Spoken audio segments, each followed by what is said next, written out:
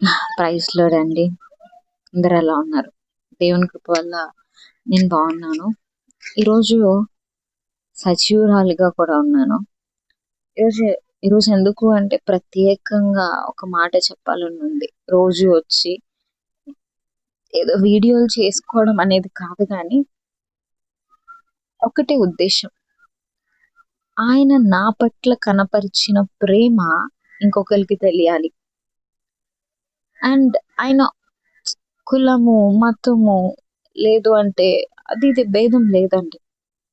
మనకు అందరూ ఒకటే, అందరంటే ప్రేమ ఒక్కటే ఉంది.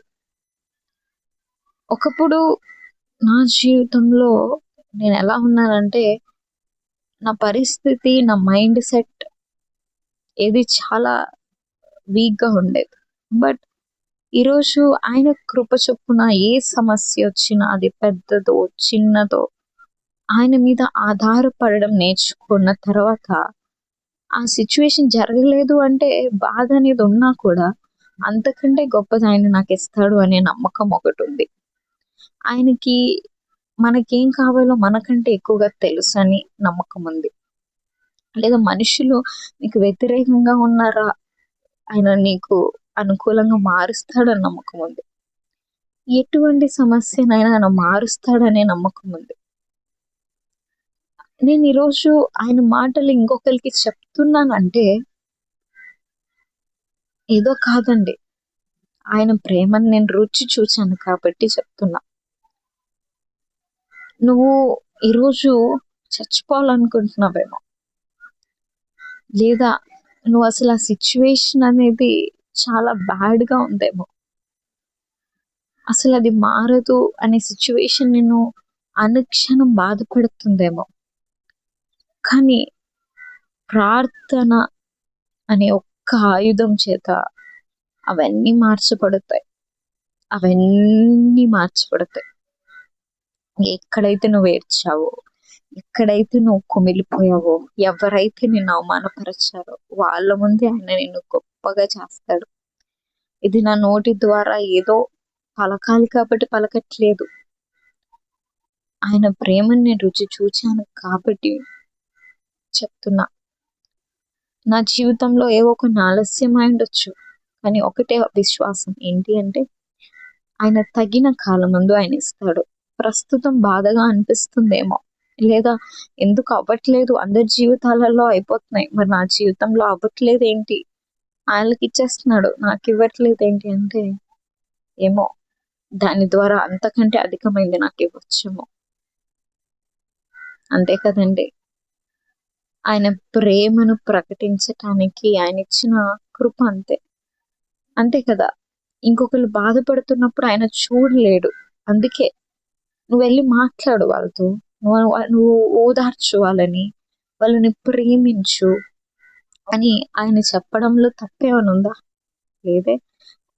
ఏమి వద్దు, ఒక్కసారి ఆయన దగ్గరికి వెళ్ళి నీ మనుషులతో ఏ విధంగా మాట్లాడతావో ఆ కొన్ని నిమిషాలు ఆయనకి వెళ్ళి ఏడువు, బాధపడు. నీ సమస్య తీరకపోతే గట్టిగా అడుగు, నన్నే అడుగు. ఆయన ఏదైనా చేయటానికి సమర్థుడండి. అంటే స్పష్టంగా చెప్పాలంటే, మనం అంటాం కదా, తోపు ఏదైనా చేస్తాడు, అలాగే ఈయన తోపు, ఏదైనా చేసేస్తాడు. కానీ నువ్వు చేయాల్సింది ఏంటో తెలుసా? రోజు ఆయన ఇస్తాడనే నమ్మకంతో ప్రార్థన చేస్తూనే ఉండాలి, చేస్తూనే ఉండు. ఒకరోజు ఆయన ఇచ్చిన దాన్ని నువ్వు చూసి, అందరు చెప్తూ ఉంటారు ఏడు చేస్తావని, నిజంగానే ఏడుపు వచ్చే విధంగా, అంటే నార్మల్ కాదు, అది ఆనంద బాష్పాల్లాగా నువ్వు ఏడుస్తావు. నేను ఇంత అడిగితే ఎంత ఇచ్చావా నాకు, నేను ఇంత అడిగాను, చాలా కొంచెం అడిగాను, ఇంత ఇచ్చావా నాకు. అదే బైబిల్లో ఒకటి ఉంటదండి, విధవరాలు చిన్న పిండి నూనె, అది ఆవిడికి నెలంతా వచ్చిందంట. పిండి తరగలేదంట, నూనె కూడా తరగలేదంట. అలా పోషించే దేవుడు తెలుసా, అలా ఉంచే దేవుడు తెలుసా. సరే అప్పుడు జరిగాయి, ఇప్పుడా అని నువ్వు క్వశ్చన్ చేయొచ్చు. ఇప్పుడు కూడా నువ్వు అలాంటివే చూస్తావు. నమ్మి అడుగు, చూడకపోతే నన్ను అడుగు, లేదా చూడు, ఖచ్చితంగా చూడు. నీ మనస్సు ఎంత గందరగోళంగా ఉన్నా ఆయన నిమిషంలో నీకు సమాధానాన్ని అంటే పీస్నిచ్చే దేవుడు. కాబట్టి ఈరోజు ఒకటే చేయండి, మీ జీవితాలలో పరిస్థితులన్నీ బాగలేకపోయినా ఒక్క 5 నిమిషాలు ఆయన దగ్గరికి వెళ్ళి కన్నీటితో అడగండి. ఇది నేనేదో చెప్పట్లేదండి, అనుభవించాను కాబట్టి, ఆయన ప్రేమని నేను రుచి చూచాను కాబట్టి మీకు చెప్తున్నా. మీ జీవితాలలో కూడా నేను ఏదో స్వార్థంగా చెప్పట్లేదు.